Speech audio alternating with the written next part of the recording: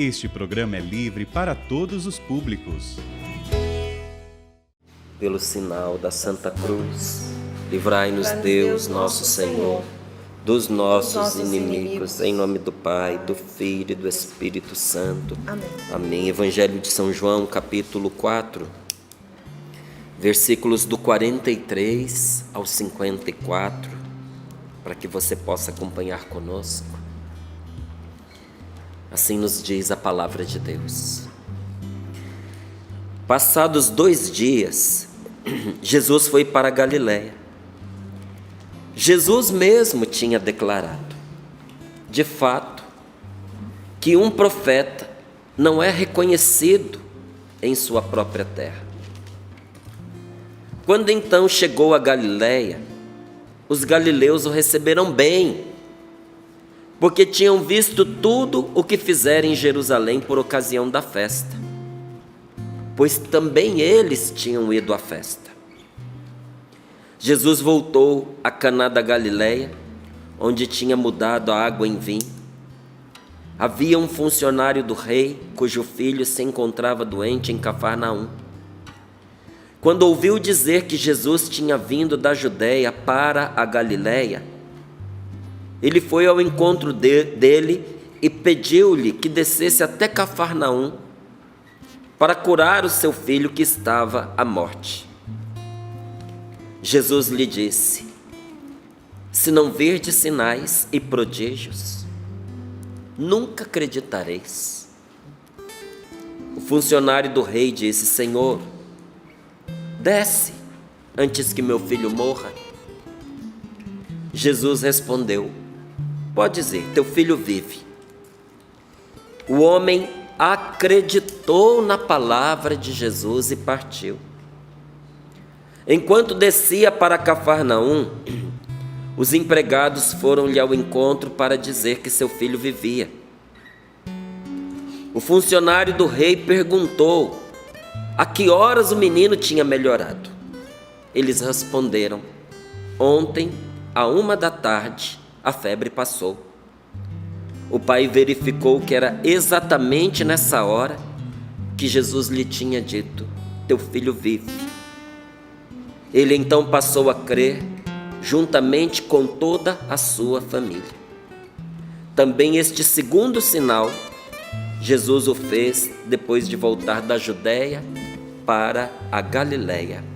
Palavra da salvação. Glória a vós, Senhor. Glória a vós, Senhor. Passados 2 dias, Jesus foi para a Galiléia. E Jesus mesmo tinha declarado, de fato, que um profeta não é reconhecido em sua própria terra. Jesus declarou que um profeta não é reconhecido na sua própria casa, na sua própria terra, entre aqueles que o conhecem, apesar dos sinais que faz. Você percebe? Porque ele tinha feito os sinais.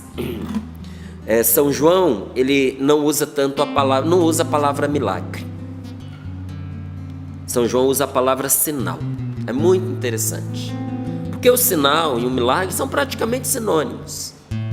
Porque a palavra milagre quer dizer maravilha de Deus. É isso que quer dizer milagre. É quando Deus age de forma que no nosso íntimo, no nosso coração, nós percebemos a ação de Deus e nos maravilhamos. Eu sei que de modo assim mais explícito, o milagre é considerado aquilo que o ser humano por si próprio não poderia realizar. Então, se aquela cura é impossível, a medicina, se um tratamento não daria conta de salvar aquela pessoa, e pela força da oração, algo acontece, aquela pessoa é salva, como sendo algo que extrapola os limites da natureza, extrapola as possibilidades do ser humano de realizar por si mesmo aquela obra. Então isso é um milagre. Mas para a palavra de Deus, não se reduz a isso. Todas as vezes que o ser humano tem um encontro pessoal com Deus, ou que o Senhor age na vida daquele indivíduo, e ele se maravilha pelo que Deus fez, e se desperta para o Senhor por causa daquilo, um milagre acontece. Diz o próprio Jesus que cada pecador que se converte, no céu existe uma festa por causa daquela conversão. Um milagre aconteceu. Então o céu, muito mais do que uma torcida de futebol, sabe? Me permita a expressão, vai à loucura. Quase vem abaixo, vem abaixo, né? Porque o céu desce sobre aquela pessoa, desce sobre aquela situação, porque o milagre aconteceu, o milagre da conversão. E não é só quando uma pessoa que era descrente de Deus passa a acreditar em Deus, não. Vai além disso também. Mesmo com você que crê, todas as vezes que pela força do Espírito Santo você vence um vício, você supera uma angústia, você se liberta de uma tristeza, você rompe com um pecado, você se torna mais de Deus, e por isso mais santo, e por isso mais feliz, e por isso mais realizado, e por isso você se converte numa bênção viva, numa bênção ambulante, não só para si mesmo, mas para os que estão à sua volta. Um milagre acontece. Mas São João não prefere a palavra milagre, ele prefere a palavra sinal, porque o sinal aponta para algo maior. O sinal é como se dissesse, é por aqui, mas ainda não é aqui. Eu fui para Montes Claros visitar uma comunidade muito querida para nós, que é a comunidade Obra de Maria. Um abraço a todos ali da comunidade Obra de Maria de Montes Claros. E no intervalo de um momento de oração que nós tínhamos realizado, uma tia trouxe as imagens do seu sobrinho, que eu mostrei para Paula, para Valdênia aqui outro dia. A criança estava toda estourada, os olhos injetados, projetados para fora, inchados, a boca toda estourada, com sangue vivo, não é? Sabe quando não só tem sangue ali na pele, mas que transbordou da pele e secou? A boca da criança estava toda assim, o corpo inchado, cheio de feridas, queimado. E ela disse, olha, a foto do meu sobrinho para que você veja como ele estava. Meu sobrinho teve um problema e precisou ser tratado. Administraram nele amoxicilina. E ele tem alergia, ninguém sabia. E a quantidade de amoxicilina que foi ministrada nele constantemente fez com que ele sangrasse pelo nariz, pela boca, de um modo que ficou impossível salvá-lo. Aí ela disse as duas situações que se desenvolveram nele, as duas doenças, as duas síndromes. Ela me disse ali na hora, falou, Márcio, é fatal. Os médicos fizeram os procedimentos, mas eles já sabiam que não ia resultar nada diferente da morte. E o meu sobrinho ficou ali na UTI, esperando só o momento do último suspiro, e eu estava lá com ele. Quando o médico chegou para mim e disse assim, olha, minha querida, seu sobrinho está na fase final, ele está morrendo agora, ele pode morrer a qualquer momento, ele tem ali uns minutinhos, poucos de vida. Então nós vamos tirá-lo da UTI para ele morrer em outro lugar, porque tem crianças que estão conscientes ali na UTI. É uma UTI infantil, e é ruim que ele morra na frente delas. Então nós vamos colocá-lo ali naquele quartinho. A senhora não gostaria de acompanhá-lo nesse momento final da vida dele? Que ele vai morrer agora. Aliás, já está morrendo. E ela, com muita tristeza, foi para o quarto com o menino. E via aquele garoto, 6, 7 anos, acho que era o que ele tinha. Muito novinho. Ali, totalmente desfigurado na frente dela. Para você ter ideia, eu tive que explicar para quem eu mostrei a foto onde é que estava o olho, onde é que estava o nariz, onde é que estava a boca. Porque a pessoa não conseguia enxergar. Como eu fiz um vídeo da foto que ela mostrou, eu aproximei, eu afastei. Quando está focado só no rosto, você nem consegue distinguir nariz, olhos, boca. Aí a hora que você vai afastando, porque aí tem cabelo, tem os braços, aí a mente consegue desenhar o rosto do menino, mas estava assim completamente deformado. E ela ali na cama olhando, ele agonizando, disse: eu não vou conseguir olhar o último suspiro do meu sobrinho tão querido.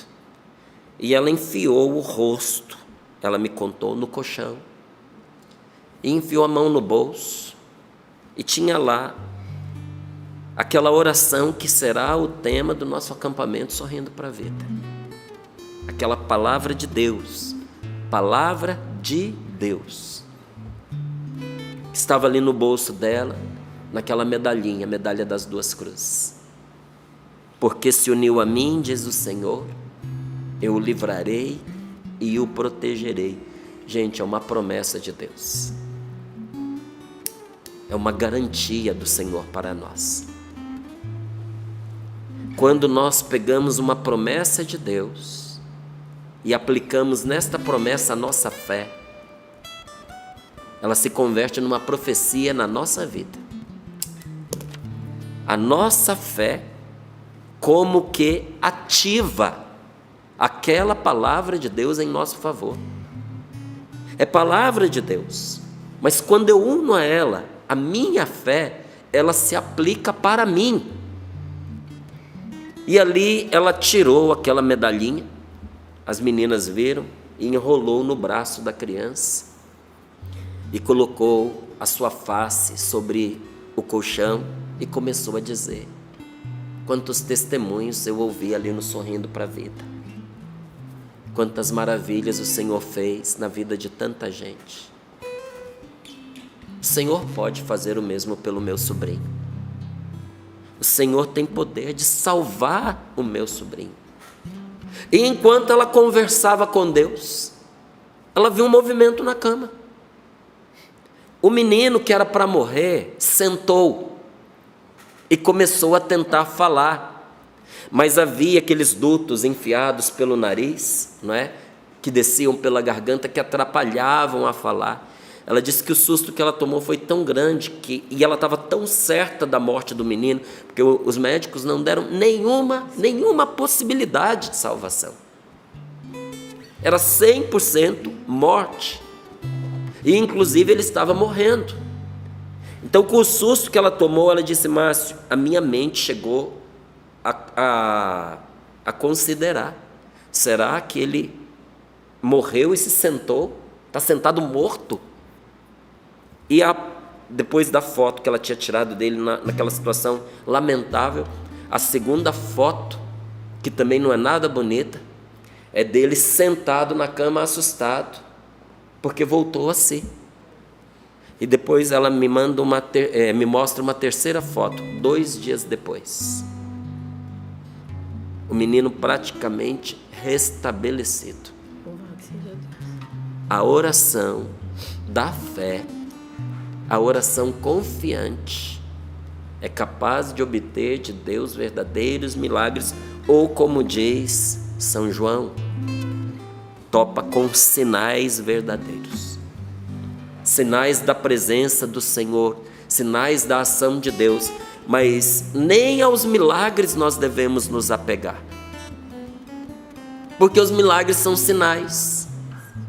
de que o caminho é este, mas de que não termina aqui, porque mesmo uma criança ou um adulto ou quem quer que seja, salvo da morte para este mundo, não vai fazer morada eterna nesse mundo. Tudo nesta vida é transitório, minha gente. Por isso, quando nós escutamos, né, essa retomada dessa inspiração que Deus deu no Sorrindo para a Vida, do dia 12 de novembro de 2022, que diz: sempre que paramos de confiar em Deus, começamos a cometer um erro atrás do outro. Por quê? Quando nós paramos de confiar em Deus, nós paramos de obedecê-lo. Nós deixamos de seguir as suas orientações, para seguir as diretrizes das nossas emoções,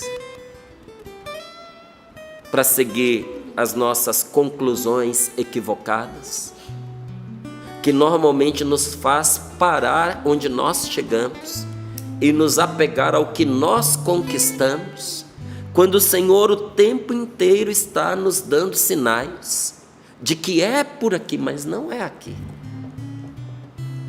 Tudo de bom que nos acontece nesta vida, gente, é sinal.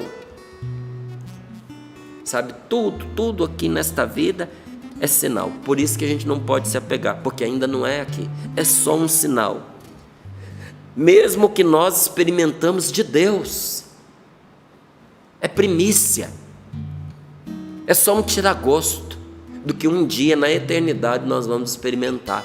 Você consegue imaginar que tudo que você já viveu com Deus, de maravilhoso, que foi extasiante para você, que fez você mudar a sua vida,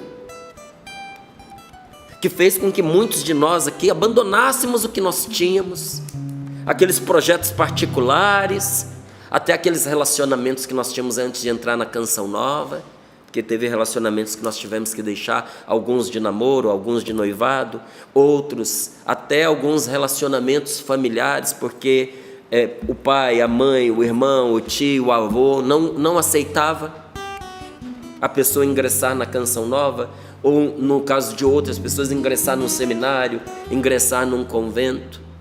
O que foi que nos levou até na contramão do que desejava a nossa família, a dar esse passo no vazio aparente, a correr o risco da fé.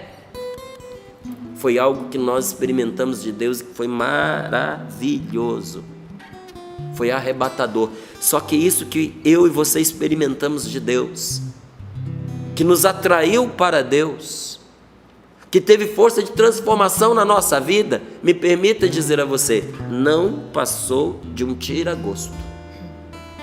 Algo muito maior nos espera. Por isso é uma tolice a gente se apegar aos nossos cargos, aos nossos títulos, ao nosso dinheiro, aos nossos projetos pessoais, porque tudo é passageiro, meu amigo. E Deus vive nos dizendo, nos mostrando, até uma pessoa que falece é um sinal para nós, um sinal de que é por aqui, mas não é aqui. Cada pessoa que morre lembra para mim e para você que o próximo pode ser um de nós. Eu até brincava com a minha esposa outro dia e falava para ela, né? Eu já partilhei isso aqui no Sorrindo para a Vida, que o meu velório já está montado na minha cabeça já. No meu velório não vai ter um caixão, vai ter dois. É o meu e um vazio do lado. Quem for me cumprimentar, deita do lado. Deus amado. Tira a mão para fora, segura na minha mão fria e diz assim: é com Deus, Márcio, daqui a pouco sou eu. Deus amado. Todos estão convidados, você inclusive. Ah, obrigada. Quando chegar o dia. E depois no final, não é? Igual acontece no casamento, não se joga o buquê de flor, nós vamos jogar a coroa para ver quem é o próximo. Deus amado. Porque cada velório precisa ser para nós, meus queridos, um aviso, uma lembrança de que essa vida passa. Mas você avisa essa parte da coroa pra Rose jogar, porque depois se alguém vem de jogar ela triste, chorando lá, vai dar uma confusão. Você avisa pra sua esposa jogar esse... Eu descobri quem é o próximo. Se ela tiver ainda, né? Quem tiver, exatamente, né? A gente não sabe quem vai primeiro, né? Mas até é interessante, às vezes algumas pessoas elas ficam chocadas Mas não é ruim que a gente brinque com essas situações, não. Porque a gente precisa se familiarizar com uma realidade da qual nenhum de nós vai escapar. Todos nós vamos passar pela morte. A gente precisa fazer amizade com a nossa morte. Até mesmo a palavra de Deus nos faz entender que existe um anjo da morte, né? Que vem buscar a pessoa naquele momento de transição. Eu gostava muito quando o Padre Léo dizia que onde a gente vai, a nossa morte vai conosco. Com um anjo que nos acompanha, nos mostrando o que na vida é essencial e o que na vida é dispensável. Se a gente lembrasse todos os dias que a nossa vida é breve e que logo, logo nós vamos morrer, nós aproveitávamos melhor o dia de hoje, a gente parava de muitas besteiras que nós fazemos, que nós cometemos, nas quais nós paramos. Gente, o tempo inteiro o Senhor nos dá sinais, quer pelo falecimento de alguém ou quer por um milagre como esse, que o menino estava para morrer e não morreu. Qual é o sinal de uma pessoa que falece? Prepare-se, porque amanhã será você. E qual é o sinal a respeito de um garoto que estava mais para lá do que para cá e o Senhor o salva? Um sinal de que o Senhor é mais poderoso do que a morte, de que Jesus tem o poder de debelar as forças da morte, e que depois do nosso falecimento nos espera a vida, porque o Senhor Jesus tem as chaves da morte e da vida nas suas mãos. E diz o Apocalipse, a porta que ele fecha ninguém pode abrir, e a porta que ele abre ninguém pode fechar. E quando o Senhor traz a vida, ninguém pode tirar essa vida. É um sinal, mas veja, um sinal de algo que nós vamos obter. É por aqui. É confiando em Deus, é obedecendo a Deus. Esse é o caminho. Mas nós não devemos estabelecer neste momento, neste lugar, morada permanente, porque tudo nessa nossa vida é transitório. E Jesus tinha acabado de viver uma experiência na Galileia. Você lembra qual é? A experiência que ele viveu em Caná da Galileia. Ele transformou a água em vinho. Imagina se essa notícia não ia correr, não é? Principalmente entre aqueles que gostavam de um bom vinho. Ele fez de tudo para que esse milagre não acontecesse. Inclusive, falou com Nossa Senhora que a hora dele ainda não tinha chegado. Mas a Virgem Maria, ela percebeu que aquela família precisava. E quando há uma família necessitando e recorre a Nossa Senhora não abandona. Ela dedica as orações dela em favor daquela família. E há um título de Nossa Senhora que para mim é um dos mais belos e verdadeiros que já lhe deram, que se chama onipotência suplicante. Márcio, mas onipotente não é só Deus, onipotente é só Deus, ela é onipotente suplicante. Como assim? Ela tudo pode enquanto reza, ela tudo pode em Deus. Sei que alguns dão até um arrepio, não é tudo onipotente. Sim, meu irmão, não é a palavra de Deus que diz que tudo é possível àquele que crê? Tudo é possível quer dizer onipotente, é tudo. O que quer dizer onipotente? Aquele que tudo pode. Quem tem fé se torna onipotente em Deus. E ninguém acreditou como Maria acreditou. Ela foi capaz de dar o seu sim no momento em que muitos acreditariam ser loucura o que estavam vendo ou ouvindo. Aquela jovenzinha enfrentou todos os desafios de uma gravidez, não sendo ainda casada com o marido que estava já destinado a ela, e confiou mais em Deus do que nas certezas das consequências daquela situação que ela estava assumindo sobre si. Porque Nossa Senhora acreditou, ela é mãe na fé e é onipotência suplicante, ela tudo pode enquanto reza. Quando Maria pede, Deus atende. E quando o que está em questão é uma família, a salvação de um lar, Nossa Senhora entra em ação. Mas, Márcio, um vinho? Não era um vinho. Era um casamento que já começaria dando errado. Era uma festa que precisava acontecer. E que estava no começo e já não tinha mais como amparar os convidados que vieram de longe para aquela comemoração. E aquilo que aconteceu foi tão grandioso que se espalhou pela região. Jesus tinha acabado de viver essa experiência na Galileia. E diz aqui, um profeta não é reconhecido na sua própria terra, nem mesmo por causa dos milagres que ele opera, dos sinais que opera. Mas quando ele chegou a Galileia, os galileus o receberam bem, não porque creram, mas porque tinham visto tudo o que ele fizera em Jerusalém por ocasião da festa. Eles viram o que ele tinha feito de transformar água em vinho. Receberam a Jesus bem, não por causa do Senhor, e não por causa da fé, mas por causa dos sinais, por causa de ter comida e bebida fácil, de graça. Não estavam interessados em crer, mas em desfrutar de privilégios. Igual acontece com muita gente que volta, não é que volta para Deus, porque isso não é voltar para Deus, que vai atrás de Jesus, que vai atrás de oração quando está profundamente atormentado, porque acha que fizeram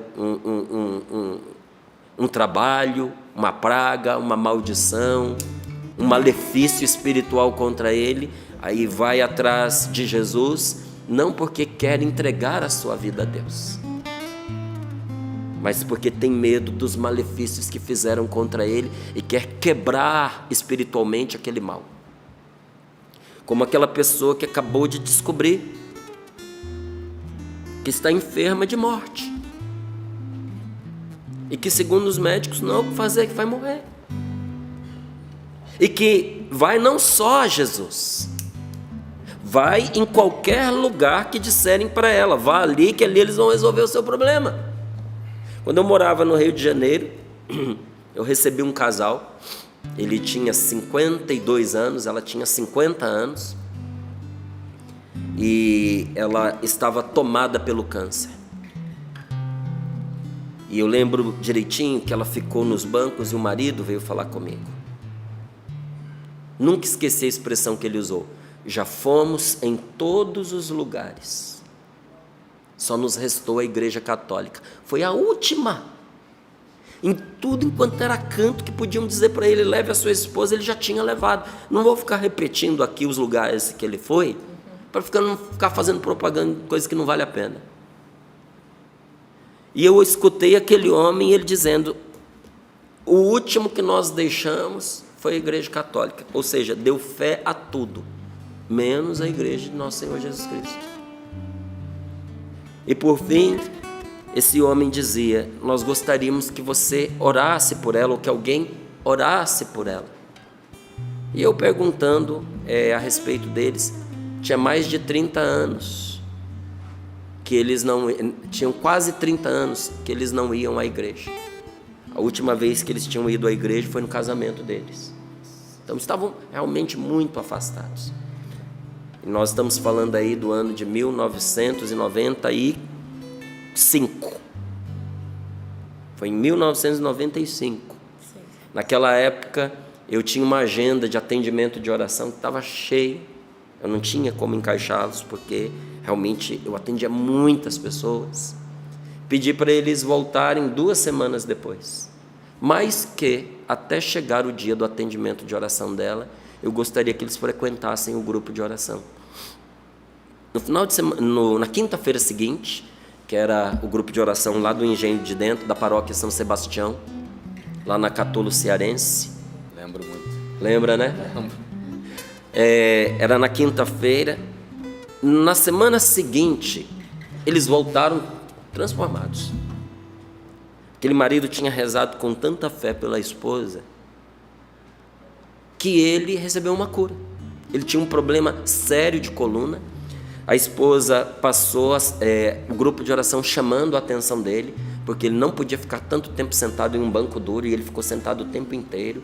E ela disse: você não vai andar durante essa semana. E ela ficou vigiando sobre ele, esperando que se manifestasse o problema de coluna que ele tinha. Mas ele sarou.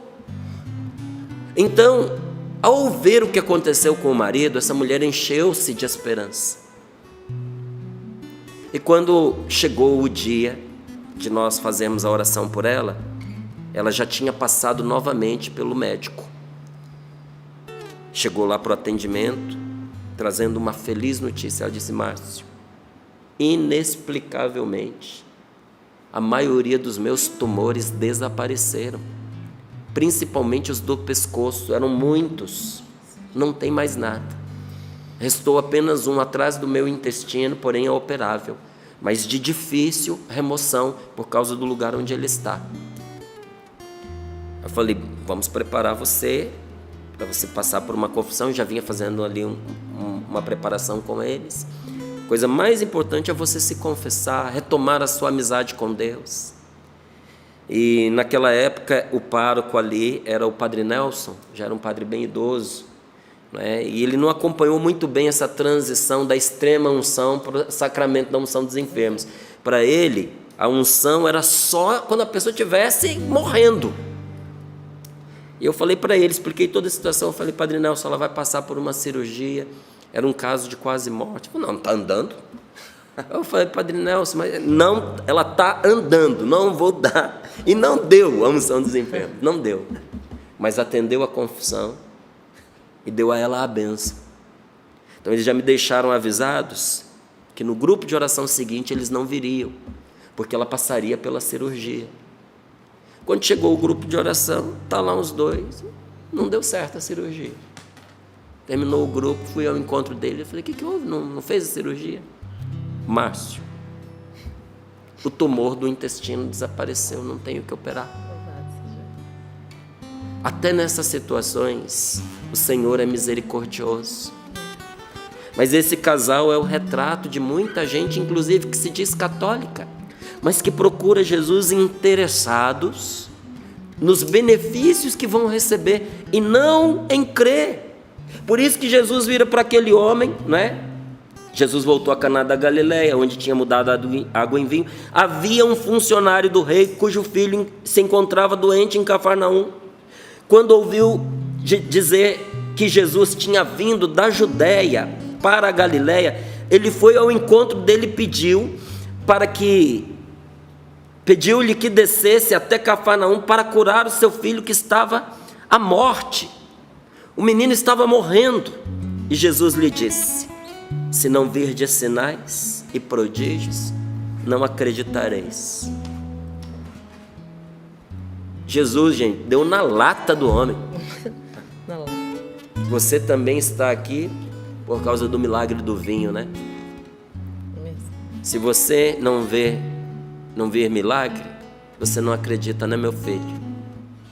O homem não quis nem saber. Senhor, desce depressa. Vem antes que o meu filho morra. Nem deu conversa, porque tinha uma coisa urgente e importante para acontecer. Era como se ele dissesse: é o Senhor quem está falando isso. Eu não estou aqui pedindo a sua ajuda. E Jesus o põe à prova. Vira para ele e diz: vai, que o teu filho passa bem. Vai que o teu filho vive. Podes ir, teu filho vive. O homem acreditou na palavra de Jesus e partiu. E porque acreditou, ele encontrou aquilo que ele esperava. Olha, muitas vezes a gente faz igual a multidão que vai atrás de Jesus por causa dos pães que foram multiplicados, ou como aqueles que caminhavam mais próximos de Jesus por causa da festa do vinho, que foi transformado a partir da água. E é nessa hora que a gente vai entendendo na vida que aqueles que se aproximam de Deus acabam muitas vezes se distribuindo em duas categorias: a dos crentes e a dos clientes. Você é um crente ou você é um cliente? Nós católicos precisamos ser crentes. Quem é o crente? Aquele que crê em Deus, crente de crer no Senhor. E quem é o cliente? Aquele que vai no comércio apenas para buscar um produto. Do bar que você vai, você é cliente. Da feira que você vai, você é cliente. Porque você vai lá para uma relação comercial. Não tem uma relação de confiança. O crente é aquele que se relaciona a partir da confiança que tem. O cliente é aquele que se relaciona a partir de um benefício que ele pode obter. Hoje todos nós, diante desta palavra, nos encontramos numa encruzilhada, a mesma que esse pai, o pai desse moço, se encontrou. E Jesus faz para nós a mesma pergunta que fez para ele: por que você está me buscando? É por causa do que eu posso fazer por você? Ou porque você acredita que eu sou aquele que é o seu Salvador e que você tanto precisa na sua vida? Feche os seus olhos um pouquinho e põe as mãos sobre o seu coração, se você puder, para a gente rezar. Jesus tinha enfrentado dificuldades com a sua família, com seus parentes, com seus conhecidos. Era muito íntimo deles para ser o Messias. Eles olhavam para Jesus e diziam: eu conheço esse homem, não pode ser ele. E é muito interessante, porque para quem crê, nenhuma explicação é necessária, mas para quem não crê, nenhuma explicação é possível. E ali, naquela hora, havia um que acreditava, era um oficial do rei, mas foi humilde. Ele podia, tinha força para mandar, mas ele não ordenou, ele pediu. E ele pediu não por ele mesmo, pediu pelo seu filho, não pediu por si. Pediu para Jesus curar seu filho que estava à morte. Jesus diz a ele: se não virdes sinais e prodígios, não acreditareis. Mas a situação fez com que aquele funcionário fosse ao essencial, sem discussão. Ele diz a Jesus: Senhor, desce depressa. Você não gostaria de dizer isso a Jesus agora? Vem depressa em meu socorro. Senhor, vem socorrer a minha família, porque se o Senhor não vier, ela acaba. Senhor, meu filho precisa de Ti. Não está à beira da morte física, mas está perdendo a sua alma, mas está perdendo a sua felicidade, mas está destruindo a própria família. Jesus provou aquele homem, dando a ele a oportunidade de confiar, de restabelecer a sua amizade com Deus. Por que que Deus pede de nós fé? Porque fé é confiança, é o restabelecimento da nossa amizade com Deus. A sua amizade com Deus é algo muito mais precioso do que qualquer benefício que você pode receber. Hoje Jesus diz a você: tenha paz, porque eu estou ouvindo a tua oração. Pode ir, teu filho vive. A palavra de Jesus vence a morte. Amém. E a obediência à palavra de Jesus levanta da morte. Diga a Ele: Senhor, Tu podes me levantar de qualquer prostração pela força da Tua palavra. Senhor, eu creio em Ti. Senhor, eu confio em Ti. Faça a sua oração agora. Traga a sua súplica diante de Deus. Clame ao Senhor que venha em seu socorro, porque Ele te ama e te atende.